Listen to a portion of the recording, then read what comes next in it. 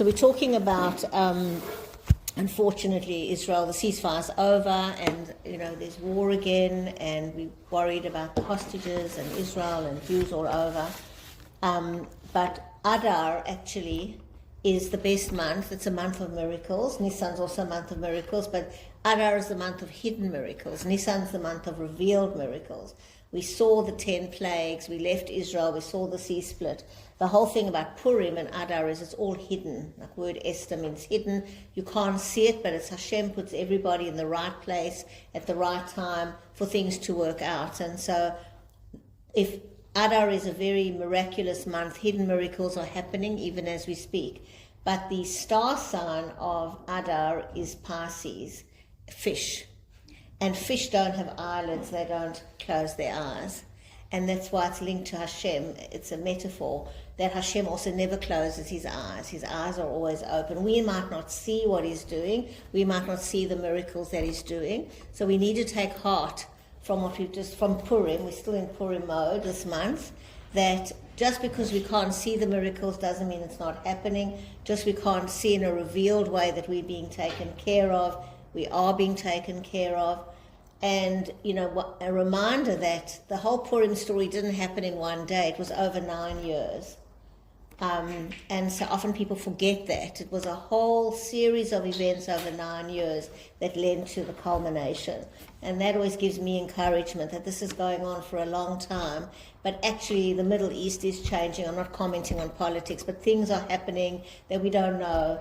And we know that, I heard a rabbi saying, we talk about hindsight 2020 vision.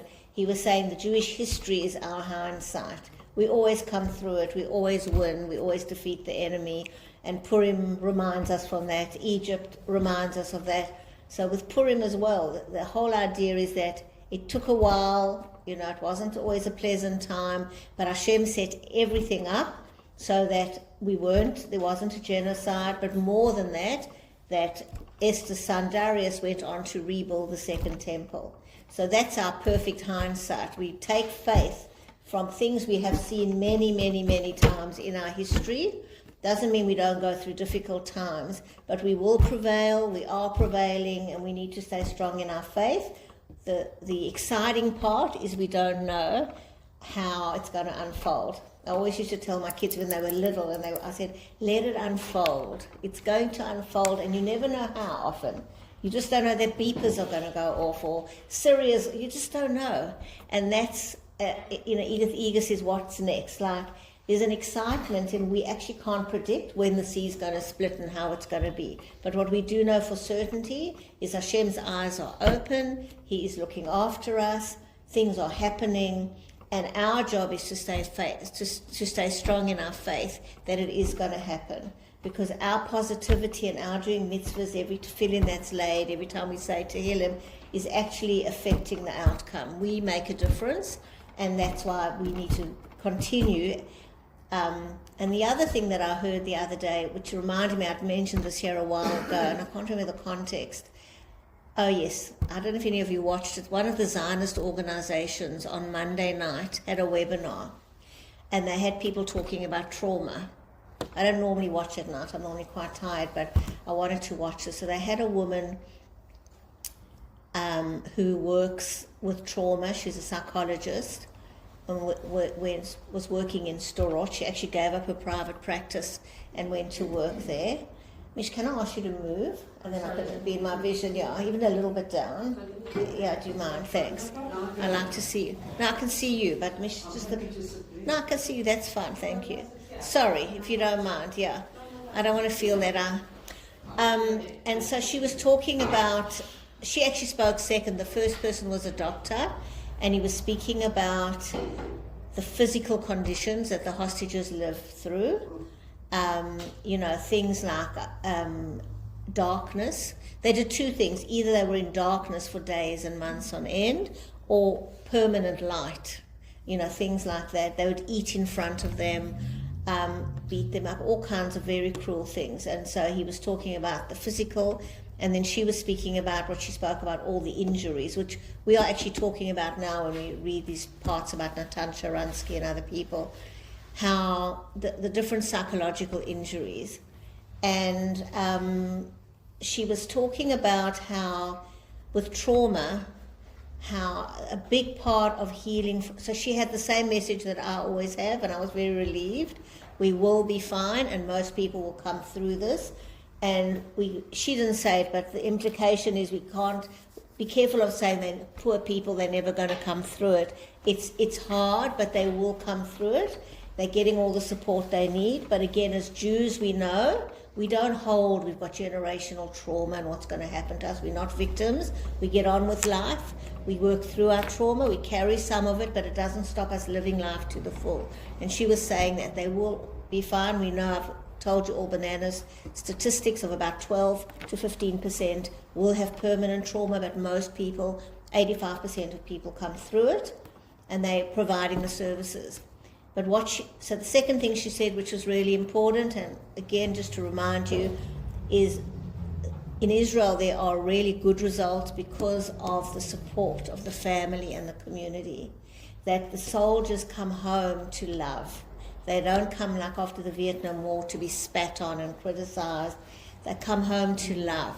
Even in Central on Friday night, there was a young guy who'd been in the war, and he got a standing ovation. He didn't know what to do with himself. He was just eating at the dinner, and someone said he's been fighting, and everyone just spontaneously, we honor our soldiers, and they come back to that honor and to that love.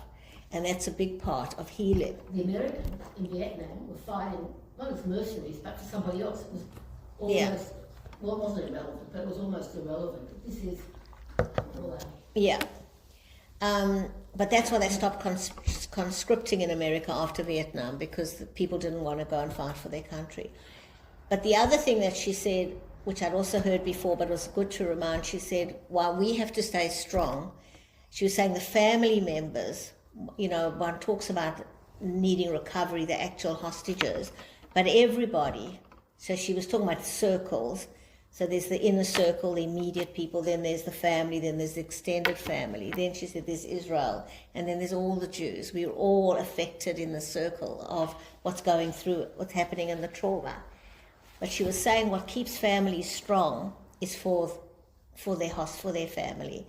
And I remember telling you the story about somebody who, one of his sons was a hostage, and he had other children, and they said, how do you say strong? And he said, my son has to come home to a strong family. I do not want him to come home to a broken family. For him, we are staying strong. For him, we do everything because we've got to stay strong. And we are the family of Israel. We have to stay strong for each other and for other people. It's an obligation to care about, you know, to not actually obviously we deal with it in our privacy, and we need to do whatever we need to do. I'm not saying be stoic and break. But on the other side of it, when we are strong for each other, we all prop each other up. And when people come back, or they're there, they come back to something that's alive and well. So it's a very important way of dealing with trauma. So it was very worthwhile actually to hear what they do.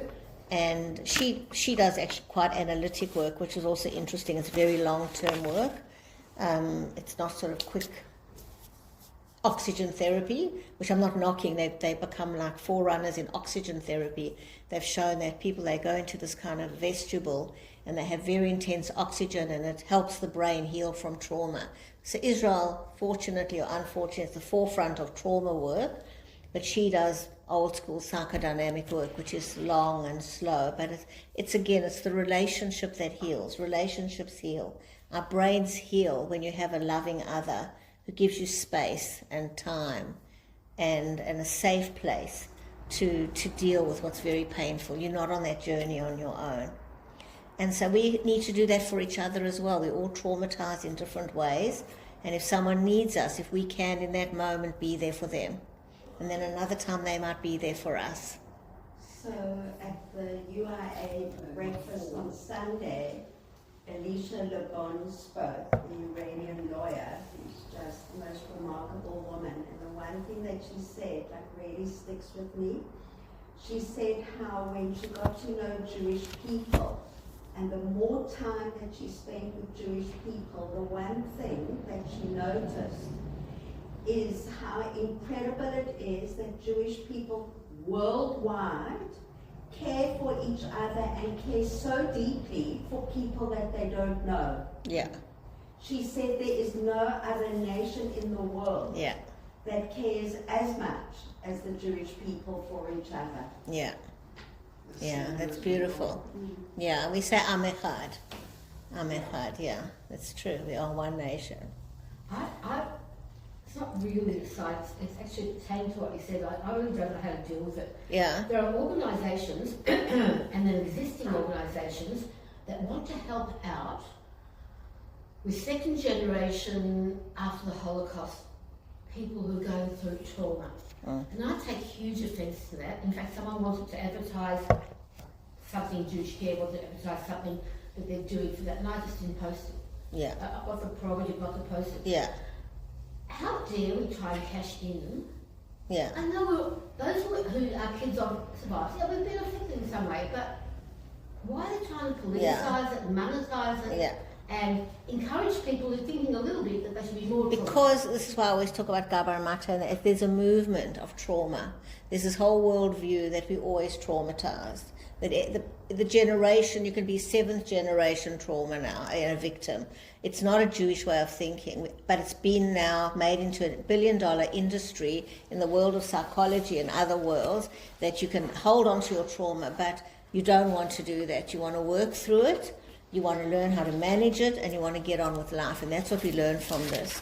So today we're going to do the 8th candle. We've been going through different candles in the darkness, and actually I realize now she's been using the menorah, so I'll tell you which ones we've done, just to remind you. So the first one we spoke about was faith. The second one was protesting against evil. The third one was positive imagination. Just reminding you all, but all of these are recorded if you want to re-listen. The fourth one is gratefulness. The fifth one is self-discipline. The sixth one is learn. The 7th one is solutions. And today we're going to do the 8th one, which is joy. And then she's got the Shama, so which is the 9th one. So she's linked it to the menorah, but the candles in the darkness. And just to remind you that we can't always solve problems. Life can be dark, but you can light a candle. So we don't push away the darkness. We actually just light a candle. And they're different ways. And I heard someone talking about this with anti-Semitism about a year ago. And he was actually a Chabad rabbi. And other people were saying, fight anti-Semitism. And he said, our way is not to say, stop that. It's to just grow. Just grow love, just show light. So this is what candles in the darkness mean. Instead of trying to get rid of the darkness, just focus on light, and light will light up the room. So joy. Cultivate a sense of humor and a spirit of joy in just being alive, and having the ability to make choices. And I saw a little thing of Seinfeld the other day. He was saying he believes that the reason, it's just his opinion, that there's so many Jewish great comedians and have always been, is that Jews have learned how to laugh, and to laugh at themselves, and to find humor in things. And that's a very healthy thing, to be able to laugh. So cultivate the sense of humor. Learn to laugh at yourself, learn to see the funny sides of things, learn to laugh at your own sort of idiosyncrasies, lighten your own mood, but also just being alive is a reason to be joyful. And you see that, you see, like some of the hostages, that one Bibas, he came back, he lost his whole family, and yet he was grateful to be alive. People were reposting that all over, he was emaciated, lost his whole family, but he's going, I'm grateful to be alive. And at the essence, we are all grateful. If we could just, when we're not in that situation, actually realize just the fact that we woke up this morning and God gave us our soul for another day to change, to do good, is a reason to be joyful. Not because we haven't got this and we haven't got this and we'd be happy if it's not that. Just being alive is an honor and a privilege, and it's enough to give us joy. And the second thing is that we have the ability to make choices. That in itself is something to be joyful about. So Sharansky described how he would stand on his head while being questioned by a certain interrogator, giving the excuse that it helped him to think better. So can you imagine there's an interrogator in a Soviet camp and you stand on your head? Once he was being escorted back to his cell after an interrogation with the only kind-hearted guard he met during all these years. The guard's keys were clanking rhythmically. Sharansky began snapping his fingers to the rhythm, and soon the two were skipping down the hall like a pair of Spanish dancers. He used every opportunity to make light of his situation and make fun of his tormentors until the very end. To focus on what is good in your life instead of what is terrible is a form of power. So this actually reminds me, I read somewhere that one of the hostages, I'm not sure if he's a freed hostage, maybe he is, became a drummer. He always wanted to play music, and while he was in the tunnels, he started to drum, and he could drum with his hands, and he taught himself beats, and now he's come out, I think he's come out now, and they bought him a drum kit. So music and clicking and all those, we know that music is very good for trauma or staying light about things.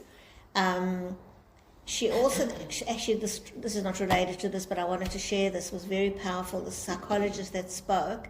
She told a story about, she was talking about, well, I'll tell you what the story was. She said, look for bits of humanity. So she told a story that on one of the kibbutzim, a terrorist picked up like a 3-year-old child.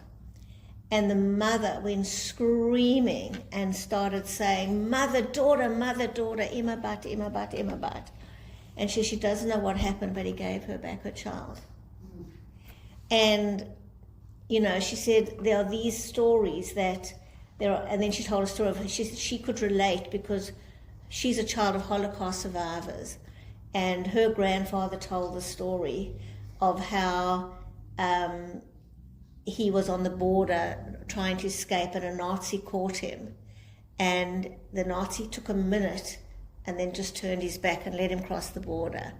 And she said she's not, but there are moments, and never to give up, and to sometimes there are moments of humanity. And she said she linked the two in her mind of how it's all black, but then there are moments of humanity. And she said this mother-daughter thing really, she said she cried in that session, how the mother got her daughter back. But to focus on what is good and to, you know, not idealize it, but to always look for those moments. Joy is power. Joy raises us above self-pity and despair. She says, when I was in the most pain, I looked for the opportunities to make others happy. This is Miriam Adahan. I think we actually read this last time. So the idea about this, yes, we did actually, is all about finding joy in every moment. And joy comes not from what we have, but in being alive and actually serving Hashem. Wherever we are, we have the ability to serve Hashem. And that is why more and more people, even people who are in the tunnels, when I hear these stories, very similar to these stories, the stories about someone who never kept Shabbos, but they're in the tunnel, they decided to keep Shabbos. Just like Sharansky, grew up in Russia, knew nothing about Yiddishkeit, insisted on getting a yarmulke. About the hostages, if they got a pretzel, they took the salt off and kept it for Shabbos, dipped it in the salt and made hamotzi on it.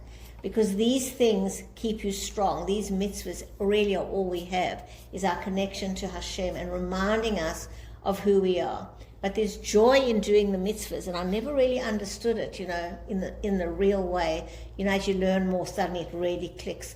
So we used to read stories in the Holocaust where someone would do anything, you know, to light a candle. They'd find a potato and light it on Hanukkah just to, you go, why are you dying? Why did you care? But then you hear the hostages did the same thing, because the mitzvahs give you light.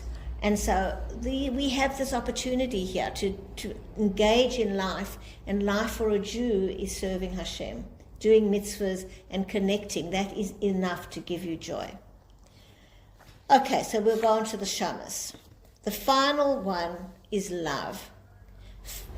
The shamas of this 8-candle menorah, the one that lights up all the other candles. So you have, on a menorah, you have the shamas, you light it first with a match, and then you take the shamas and you light the other candles. So that's why she's saying it lights up the other candles. It is love that makes a person feel alive. That's what I was actually saying about the family, right, of soldiers.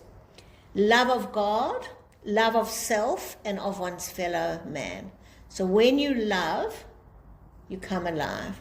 When the Nazi beasts came to liquidate the slave labor camp, can't pronounce it, at Skaziosko, and transfer the men into Germany, the daughters of Reb Yitzchak, who had been with him in that camp, were devastated. Yet they continued their acts of love towards their father, even in the final moments. So this is a quote, one man, the book is called One Jew's Power, One Jew's Glory. While the men were being loaded into the railroad cars, one of the daughters managed to throw a whole loaf of bread to him so that he should have some food with him, wherever he might be going. With someone's help, however, he sent it back to them so that they should have some food with them on their way to their unknown destination. Sometimes, of course, the circumstances are so overwhelming that one's spirits fail. So this is a book called Survival in Auschwitz. We all said to ourselves that the Russians would arrive soon. At once, we all proclaimed it.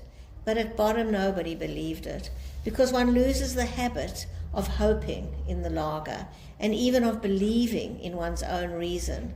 In the lager, it's useless to think, because events happen for the most part in an unforeseeable manner.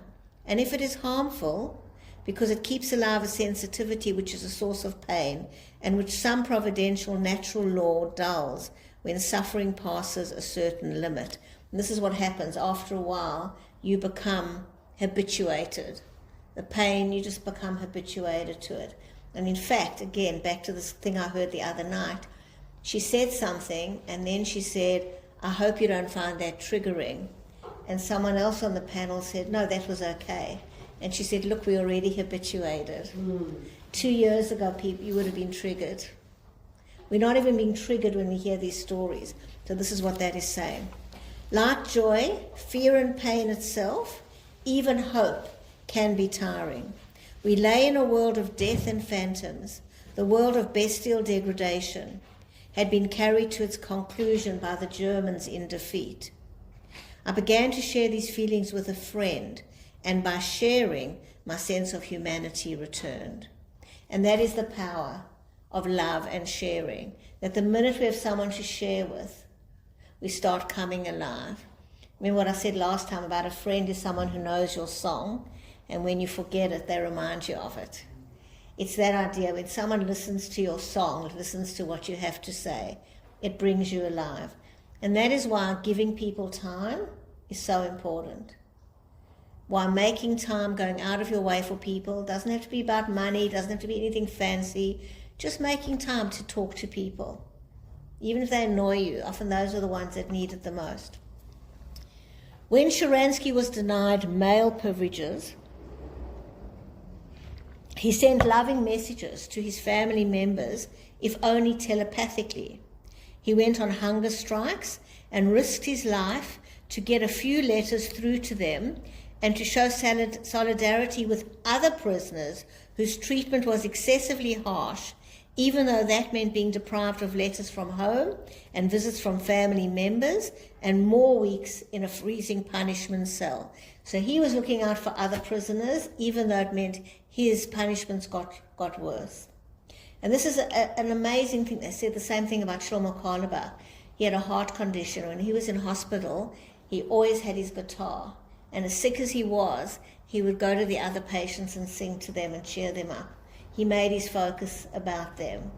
And Miriam Adahan, in one of her other books, she says here now about how she became selfish and when she got sick and changed.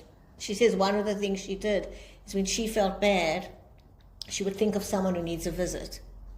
And then you feel better, but you're not doing it for that reason. You're just out of yourself. When you give love, it brings you alive. We often want love to come to us. We're waiting. Did they remember me? Did they invite me? What? If you're waiting, that's not love. Love is a word, is to give. The word huv is to give. Real love is a verb. We can love others. And when you love others, when you're doing the verb, you come alive. That's what they're talking about here. It's not being loved by everybody. It's you loving that brings you alive. He risked death to talk on the prison telephone, which involved the men scooping the water out of their toilets in order to speak to each other. This is how he learned Hebrew. He risked death to leave a one-word message of hope carved in a piece of soap for a fellow dissident who followed him for their once-a-week shower. He wasn't passive. He loved people, he loved life, and he was determined to express that love whenever possible. A loving person finds ways to love no matter where she is. There's no excuse. Find ways, find people to love, find ways to love. So here, once a week on a piece of soap, he gave a message of hope to the person following him and risked his life by doing that. In her inspiring book called My 100 Children, Lena Kuchler-Silberman, who lost her only child and her husband at the beginning of the Holocaust, mentioned that what kept her going during those years was the hope that her younger sister, whom she managed to see from time to time, was still alive. Then Lena discovered that she'd been captured and tortured to death by the Gestapo 3 days before the Russian army liberated Warsaw. Wandering around in total despair, feeling that she had nothing to live for, she found herself at a refugee center. Hearing cries, she walked upstairs and was confronted by the sight of 75 starving Jewish orphans, some on the verge of death. She made an instant decision to save as many of them as possible. She would be the mother to these orphans and give them the love no one else would. And in that moment of courageous decision-making, her life took on meaning. She had found a noble purpose to help others. Suddenly she felt full of life and excitement, the power of love. To be able to love, even in the midst of so much hatred, is the greatest power we have.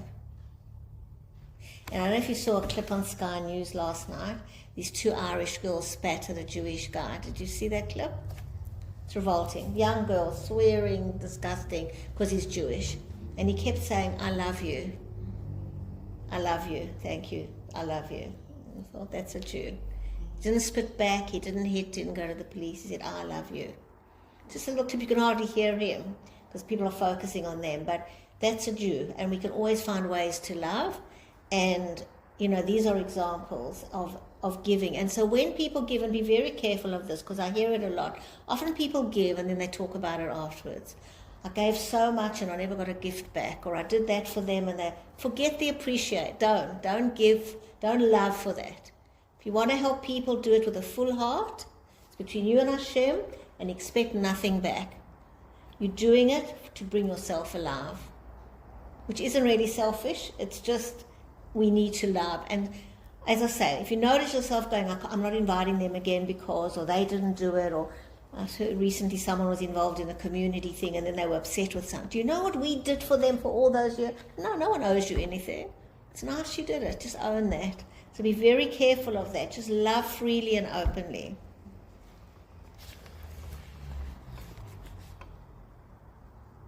We see how even in darkness, one can always bring light into one's life and often into the lives of others as well. At any time of the day, we can be grateful for something. We can show love, we can show care, and we can turn to Hashem. And there's no shortage of people that need love. There's no shortage of people that need a bit of help. I have a little saying which I keep repeating to myself. I think this is Miriam. In the midst of apathy and indifference, I will care. In the midst of hatred, I will love. In the midst of despair, I will summon hope. So again, you don't let the external determine you. You can be in the midst of apathy and indifference, but you can still care, even if no one else cares. In the midst of hatred, you can be the one that's loving. In the midst of despair, find hope. So don't let the external define you. And it's very easy because all these things bring you down. But these are the things that we aspire to. Faith, love, joy, and gratefulness. These are powers which no human can take from us. Light these candles. Light them over and over and over throughout the day, every day of your life. And we're all able to do it. It's free. It's up to us. We have that choice. And when you exercise the choice, and this is what's exciting when you do an Emmett example, when you exercise the choice, when you don't feel like giving that nuttik that extra 5 minutes, they want to tell you something and you want to rush off, and you actually give them that time, and you exercise the choice to give them the time, that in itself is something to be joyful, because I chose. I could have run off, but I'm having self-discipline. I'm acting in a godly way. I'm doing the right thing. I'm growing myself. That choice is in itself something. And remember, we always have a choice. As Viktor Frankl says, even if our bodies, are being tortured, even if we are tied down, where our mind goes is really up to us. And that's what a lot of the hostages said as well. What kept them going was the mental things that they were able to do. So you imagine months in darkness. But like Sharansky, they're thinking of, one was saying, what did I hear? Also, they were thinking about their family when they come back, what they're going to do with their family. They believed we will come back, and they did. And it's where you want to put your thoughts makes the biggest difference. So, back to your point, Janice, is that it's absolutely, and it's beautiful to hear from other people, but we have to work on unity, that we are all there for each other, and we don't let external differences create animosity and hatred between different Jews. We do tend to do that a lot. They're too frum, they're sugar, they're not from it all, they should be in the war, the Jews are always, I was thinking about how many protests, even during the war, that there are in Israel. You talk about a democracy. Everybody's always protesting, and every Jew has an opinion. But at the end of the day, we respect people's opinion, but and not actually judge people for who they are or have hatred in your heart. We need to work on unity, because when we are close, that is when we are not defeated. When there's disunity, then Hashem, so to speak, he doesn't really, but removes himself. But the closer we are, the more we bring bracha into our life. But we are one, and we are so close because we all have the same godly soul. We're all this. If you think about an apple, we're all, just like the piece of the apple is literally part of the apple, our godly soul is literally part of God, and we all have that. We're all part of the apple. We can't say one part of the apple is better than the other. We all, and we feel that on an unbelievable level. You just see a Jew and you feel good. You recognize them in a foreign airport and you go, and you know everything about them. You've never met them, but if they talk to you, you sort of can immediately relate to their family and their values and whatever. So that's really important. But the other thing that is really a big part of it is that we have the Torah. And the Torah is totally connected to Jews. They say 3 things came down before creation. The Jews, the Torah, what's the third one? And the land of Israel.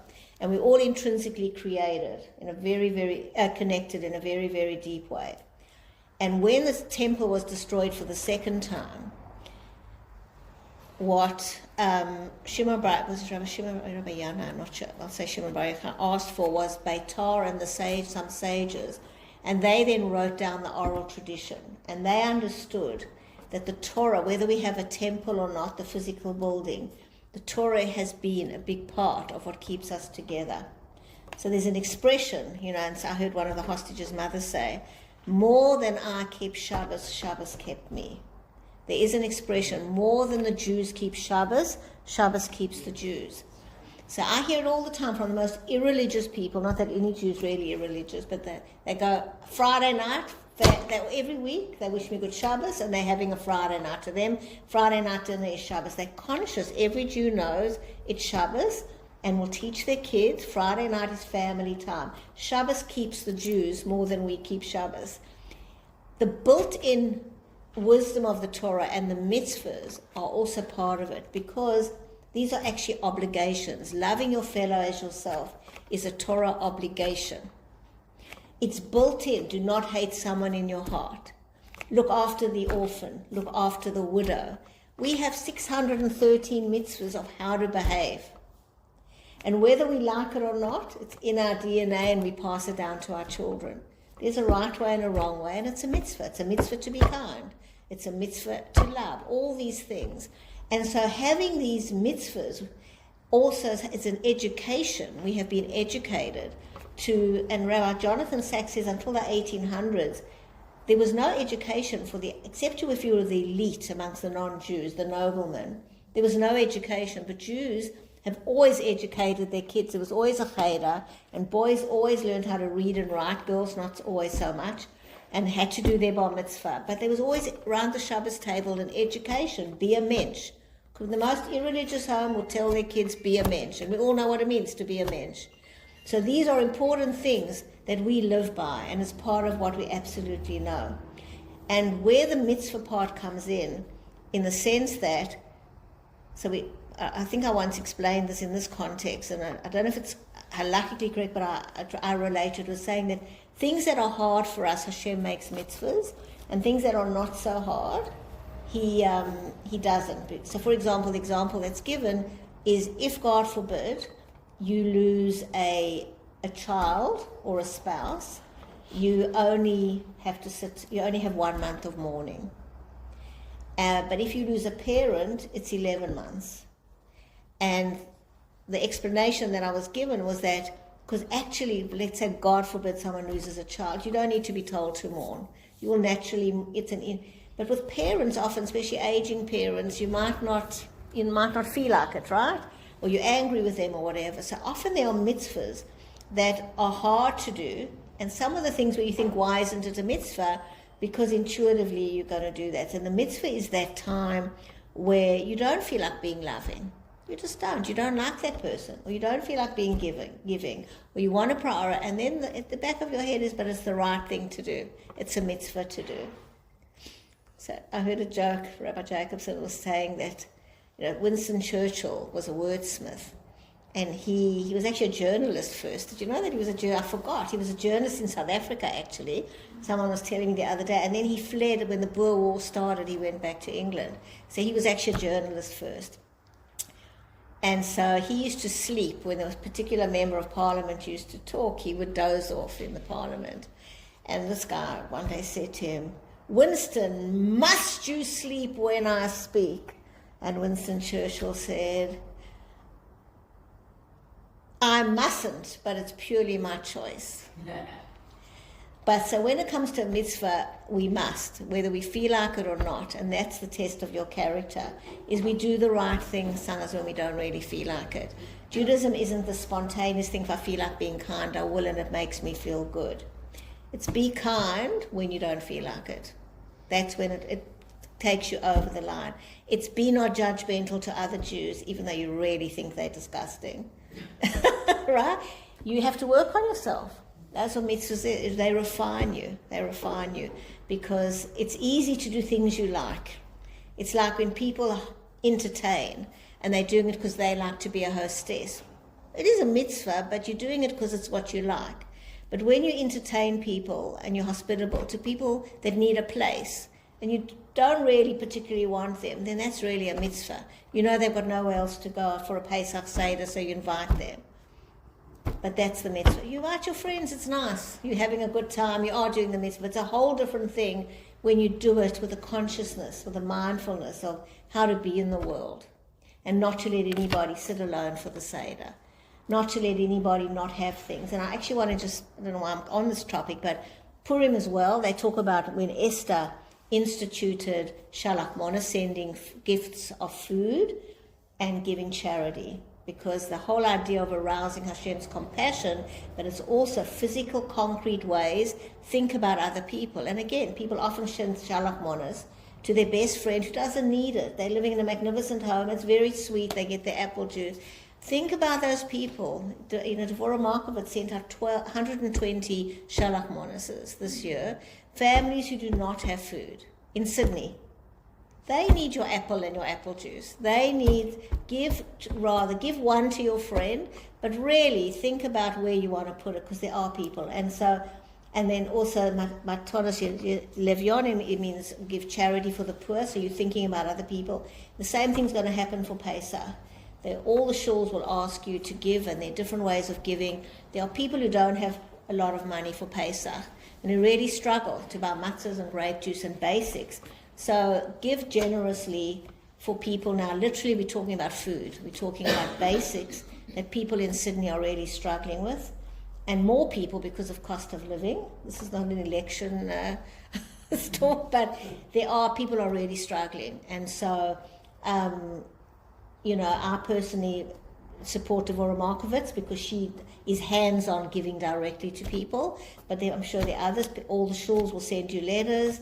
Krinskis, you can pay them and they pay it directly into people's accounts, because there are people who owe Krinskis a lot of money who can't pay their food bill. So when you give them the money, they know who needs it, and that's how people's food bills get paid down.